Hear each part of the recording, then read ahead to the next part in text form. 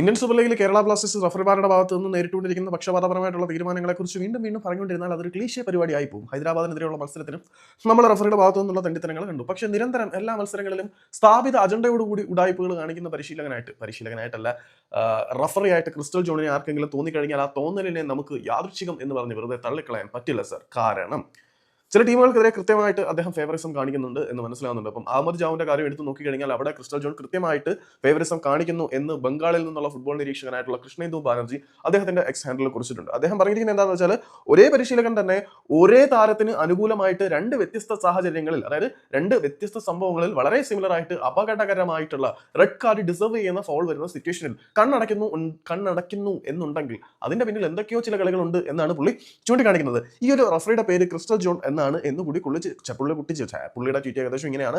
പുള്ളി പറയുന്നത് എന്താണെന്ന് വെച്ചാൽ ഈ ഒരു പർട്ടിക്കുലർ റഫറി ക്രിസ്റ്റൽ ജോൺ എന്ന് പറയുന്ന ഒരു പർട്ടിക്കുലർ റഫറി അഹമ്മദ് ജാഹു എന്ന് പറയുന്ന ഒരു പർട്ടിക്കുലർ പ്ലെയറിന്റെ ഡയറക്റ്റ് റെഡ് കാർഡ് കൊടുക്കേണ്ട രണ്ട് അപകടകരമായിട്ടുള്ള ഫൗൾ സിറ്റുവേഷനുകളിൽ കണ്ണടയ്ക്കുന്ന കാഴ്ച കണ്ടിട്ടുണ്ട്. അത് വളരെ കൗതുകകരമായിട്ട് തോന്നുന്നുണ്ട്. ഇത്തരത്തിലുള്ള റഫറിമാരെ മത്സരം നിയന്ത്രിക്കുന്നതിൽ നിന്നും ഒഴിവാക്കണം എന്നാണ് കൃഷ്ണന്ദു ബാനർജി പറഞ്ഞിരിക്കുന്നത്. ഏകദേശം സത്യം തന്നെയാണ്.